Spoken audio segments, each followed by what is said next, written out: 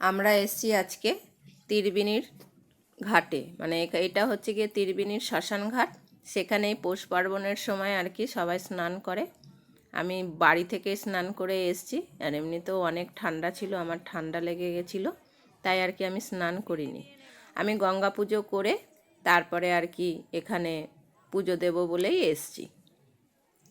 তাই এসে আমিও এখানে এই জায়গাটায় এসেছি, এসে দেখছি এখানে দুটো ঘাট ছিল।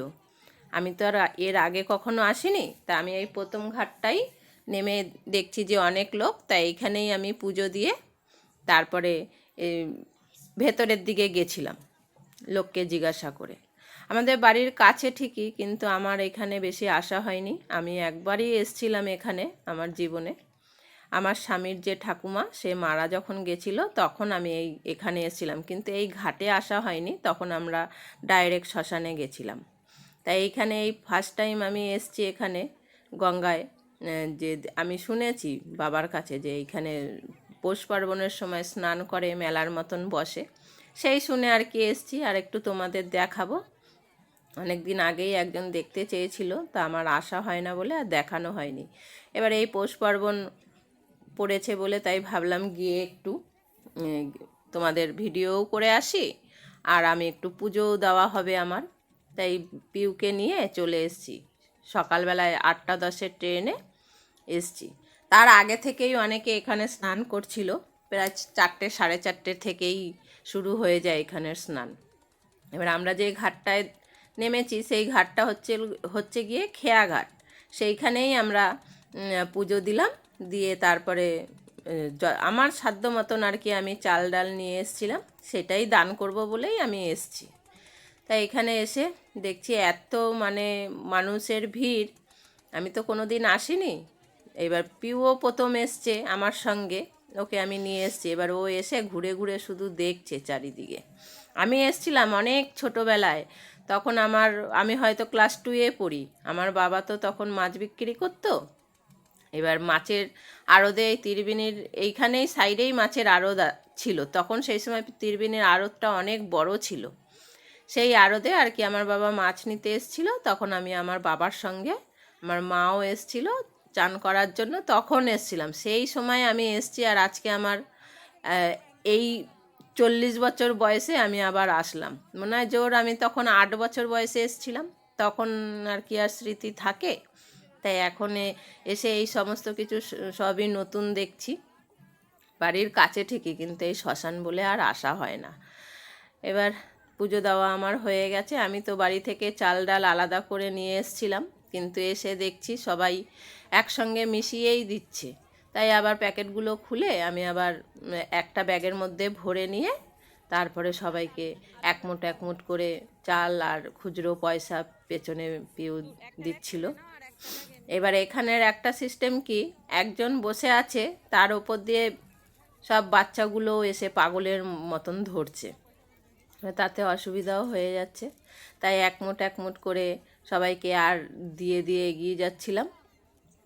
এবার একজনের একটা বাটি, একটা মানুষের সাথে 3টে করে জায়গা দেওয়া রয়েছে, তোমরা দেখবে। এই জায়গায়ও দিতে বলছে, আবার এইখানেও বস্তার উপরেও দিতে বলছে। এখন কি করা যাবে, যেহেতু আমি সবাই যেভাবে দিয়ে আসছে আমিও সেইভাবে দিয়ে গেলাম। এবার আমার যতটা সামর্থ্য হয়েছে আমি সেই হিসেবেই দিয়েছি। ভগবান যদি কোনো দিন মুখ তুলে তাকায়, তাহলে আমি চেষ্টা করব অবশ্যই যে এর থেকেও বেশি কিছু দেওয়ার। যাই হোক, এবার এইখানে সবাই স্নান করে উঠে তারপরে আর কি চাল ডাল সবাইকে যে যেরকম পারে সে সেরকম দেয়। এবার দিয়ে আবার তোমাদের নিয়ে যাব হচ্ছে কি, এখানে 3খানা ঘাট আছে। আমরা যেই ঘাটটা, সেই ঘাটটা হচ্ছে গিয়ে খেয়া ঘাট। আমরা তো আর জানি না, কিন্তু এখানেও অনেকে বসা ছিল। আমার যা দেওয়ার আমি এক জায়গায় দিলেই হলো। তাই এইখানে আমি সব বয়স্কদের যারা যারা ছিল, বাচ্চা সবাই আর কি বসেছিল নেওয়ার জন্য। সবাই চান করে উঠে যেহেতু দেয়, আর এরা জানে, এরা সবসময় এরকম এখানে নাকি বসে থাকে এক একটা পার্বণ হিসেবে। মহালয়ার সময়ও নাকি থাকে, আমি তো জানি না। আমি আমার বাবার মুখে শুনে আর কি আজকে এসছি। আমার বাবাই বলেছে যে ওখানে যা, দেখবি ওখানেও হেবি সুন্দর আর কি মেলার মতন বসে। তাই এবার সেইটাই আবার বাবাই বলে দিয়েছিল যে সঙ্গে করে চাল ডাল নিয়ে যাবি, ওখানে কিন্তু চাল ডাল দান করা হয়। তাই ভাগ্যিস বলেছিল, নাহলে তো আমি জানতামই না যে এখানে চাল ডালও দেওয়া হয়। এসে তারপরে দেখছি যে প্রচুর মানুষ এরকম বসে আছে চাল ডাল নেওয়ার জন্য। আর সবাই সব কিছু মিশিয়ে মিশিয়েই দিচ্ছে, তাই আমিও আলাদা নিয়ে এসেও আবার একসঙ্গে মিশিয়ে তারপরে দিয়েছি সবাইকে।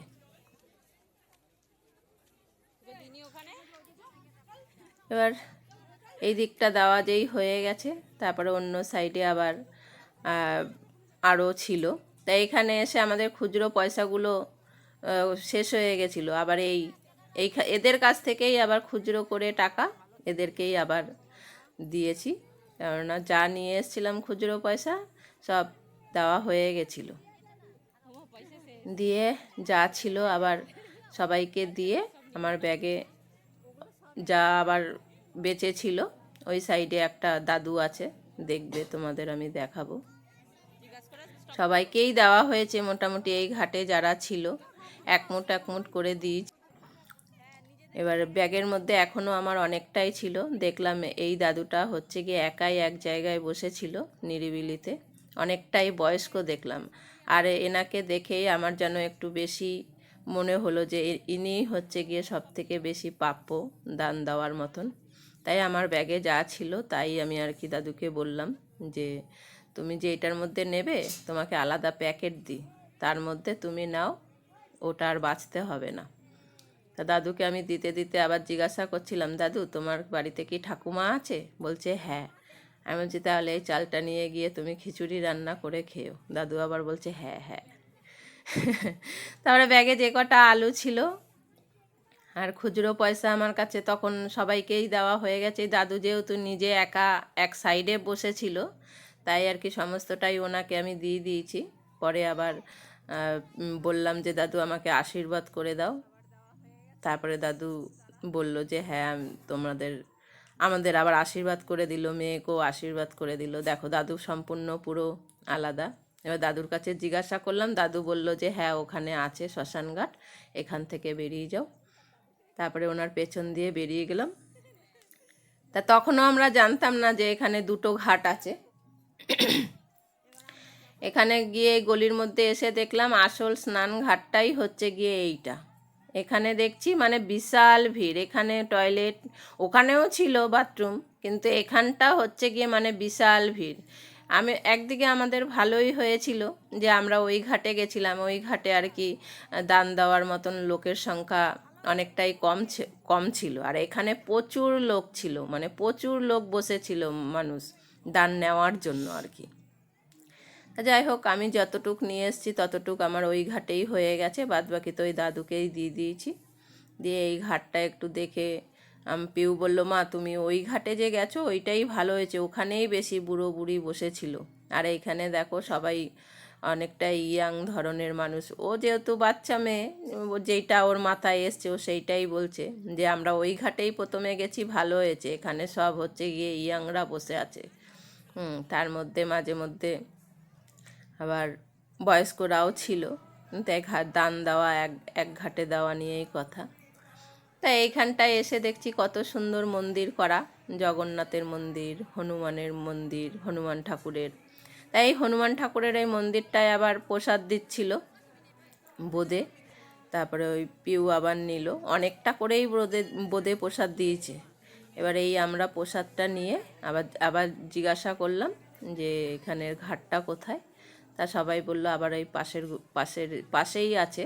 তা সামনে এগিয়ে দেখলাম একটা গলির মতন আছে, আবার আরও একটা রাস্তা আছে ওই যে সোজা। এবার ওখান থেকে বেরিয়ে গেলাম শ্মশানের দিকে। তিনখানা ঘাট, একটা হচ্ছে গিয়ে খেয়া ঘাট, একটা স্নান ঘাট, আর একটা হচ্ছে শ্মশান ঘাট। তা একবার ভেবেছিলাম আসবো না, তা পিউকেও প্রথম এসছে, কোনো দিন আসেনি। তা আমাদের এইখানে এত বড় তীর্থস্থান থাকা সত্ত্বেও আমরা আসি না এই শ্মশান ঘাটের জন্যই। তবু এসছি যখন ভাবলাম তোমাদের দেখিয়ে দিই, তোমাদের দেখানোর জন্যই অ্যাকচুয়ালি এখানে ঢুকেছি। এসে দেখছি একটা মরা ওখানে রাখা আছে। আর এই যে এইখানে বেদিটা দেখছো, এটা অনবরত জ্বলতেই থাকে, কেননা শ্মশানে তো আর অগ্নি বন্ধ থাকে না, তাই আর কি এখানে ওইটা বেদিটা জ্বালানো থাকে। আর এইখানে একটা ঘাটের মতন আছে, যাদের আর কি মারা যায়, যে মারা যায় তাদের ছেলেমেয়েরা মুখাগ্নি করে যে স্নান করে ওঠে, ওইখান থেকে স্নান করে ওঠে। আমি এত কিছু জানতাম না, আমি একবারই এসছিলাম আমার স্বামীর যখন ঠাকুমা মারা গেছিলো, তখন আর কি আমরা যেহেতু নাতি বউ ছিলাম, তাই সবাই আর কি আনন্দ করতে করতে এসছিল। আমার ঠাকুমা শাশুড়ি যে মারা গেছিলো প্রায় 100 বছরের কাছাকাছি, তখন মারা গেছিলো, সেই কারণে আর কি সবাই নাতি বউরা মিলেও এসছিল। তখনই আমি এসছিলাম, না হলে এর আগে আমি কোনো দিন এই শ্মশানে আসিনি। আর এইবার যে এলাম, এটা আমার সেকেন্ড টাইম। আর ওই যে দেখছো ওখানে ওইখানটায় মরাগুলো পোড়ানো হয়। আর এই সাইডের যে বারান্দা মতন করা আছে, ওইখানটায় মরাগুলো এনে আর কি রাখে, আত্মীয় স্বজনরা বসা থাকে বিশ্রাম ঘরের মতন। আর এই যে দেখো উনি মহাকাল মহাকাল বলে সারাক্ষণ ঘুরছে। তোমাদের আমার শ্মশানটাও দেখানো হয়ে গেল, আমাদের এখানের ত্রিবেণীর শ্মশান। তোমাদের জন্য আমারও দেখা হয়ে গেল, তোমাদের দেখানোর জন্য আমারও শ্মশানটা আর একবার ঘোরা হয়ে গেল। বাড়ির এত কাছে থাকা সত্ত্বেও যেহেতু শ্মশান আসলে যেন কেমন মনে হয়, তাই আর কি আসা হয় না। যাই হোক, শ্মশানটাও তোমাদের দেখানো হয়ে গেল। এইবার আমরা বাড়ির দিকে যাচ্ছি। এবার এই শ্মশানের কাছ থেকেই একটুখানি গেলেই গলির মধ্যে এরকম দোকান, দেখো কত জিনিস নিয়ে বসে আছে, সমস্ত রকম জিনিস পাওয়া যায়। যেহেতু এইটা একটা তীর্থস্থান, তাই দোকান বসার সব আছে। এখানে আবার হোটেলেও ভাত খাওয়ারও ব্যবস্থা করা আছে, যেহেতু অনেক দূর থেকে মানুষ আসে শ্মশানে মরা পোড়াতে, তাদের আত্মীয় স্বজনদের যে খাওয়ানো ব্যবস্থা করতে হয়, সেই আশেপাশে দোকানগুলোতে ভাত ডাল সব এইসব এখানে আর কি ব্যবস্থা আছে খাওয়া দাওয়ার। এইখানে দেখতে দেখতে যাচ্ছিলাম, এর মধ্যে আবার পিউ বলল, মা আমি একটা তামাক চুড়ি পরবো। তা সেই কথা শুনে পাশের একটা দোকানের ছেলে বলল যে আমাদের এখানে তামাক চুড়ি পাওয়া যায়। তাই গিয়ে দেখলাম 3 ধাতুর একটা তামাক চুড়ি, ওর আবার পছন্দ হলো, সেইটা আবার ও কিনলো 20 টাকা দিয়ে। কিনে আমি একটা ধুনুচি কিনলাম, কিনে আবার দেখো তোমাদের দেখাচ্ছে যে আমার হাতটা বাচ্চা বাচ্চা মনে হচ্ছে না। আমি আবার এই ধুনুচিটা নিয়ে নিলাম বাড়িতে। ধুনুচির আমার কয়রাটা আর কি খুলে গেছে, তাই আর কি ওইটা আলাদা করে নিয়ে নিয়েছি, জ্বালাতে সুবিধা হবে। আর এখানে পটগুলো বিক্রি হচ্ছে, সবাই গঙ্গার জল যদি নিয়ে যায়, দূরের মানুষই আসে বেশি, কাছের মানুষ কম আসে, যেমন আমরাই তো আসি না। এখানে বেশিরভাগ এই ত্রিবেণী শ্মশান ঘাটের দোকানগুলোতে শাখার জিনিস বিক্রি হয়। আর এইখানে এসে আবার বলছে, মা আমি একটা আংটিও কিনবো। এবার ওই দোকানটায়ও আংটি খুঁজেছিল, কিন্তু আংটিগুলো ভালো ছিল না। এইখানের আংটিগুলো দেখে আবার ভালো, আবার ওইখান থেকে আবার একটা আংটি নিল। এবার দাম এগুলো এক একটা আংটির দাম 20 টাকা করে নিয়ে একটা আবার পছন্দ করে নিল। নিয়ে আমরা আবার সামনের দিকে এগিয়ে গেলাম। এখানে বেশিরভাগই হচ্ছে গিয়ে শাখা। আমরা যত আমাদের বোনেরা ননদরা, আমাদের পাড়ার যত মানুষের আর কি বিয়ে হয় মেয়েদের, সবাই এখান থেকেই শাখা পড়ে। এখানের শাখা হচ্ছে গিয়ে নাম করা। এবার সব দোকান ঘুরে রাস্তা দিয়ে দেখতে দেখতে, রাস্তার পাশেই আবারও একটা বড় শিব মন্দির আছে। সেই শিব মন্দিরের কাছে গিয়ে দেখছি ওখানেও আবার প্রসাদ দিচ্ছে। তাই প্রথমে তো আমরা হনুমান মন্দিরের বোঁদে প্রসাদ পেয়েছিলাম, সেটা খাওয়াই হয়ে গেছে। সকালে বেশ ভালোই এসে আমাদের অন্য কিছু কিনে খেতে হয়নি, সব মন্দিরের প্রসাদ খেয়েই আমাদের হয়ে গেছে। আবার সামনেও শিব মন্দির ছিল, সেখানে দেখছি আবার খিচুড়ি প্রসাদ দিচ্ছে। পিউ বলল, মা আমি খিচুড়িও খাবো। তাই এবার ওইখানে দাঁড়িয়ে পড়লাম, ও গিয়ে আবার খিচুড়ি নিল, নিয়ে আবার আমার জন্য আবার একটা নিল, যে আমার মা আছে, আমার মাকেও দাও বলে আমাকে নিয়ে আবার ভেতরের দিকে গেল। এখানে শিব মন্দিরটা সামনেই আছে, যে পেছনেই। তোমাদের আমি যতটা সম্ভব ত্রিবেণীর ঘাটের ভিডিও করে দেখিয়ে দিলাম। এবার আমরা প্রসাদ খেয়ে বাড়ির দিকে রওনা দেব।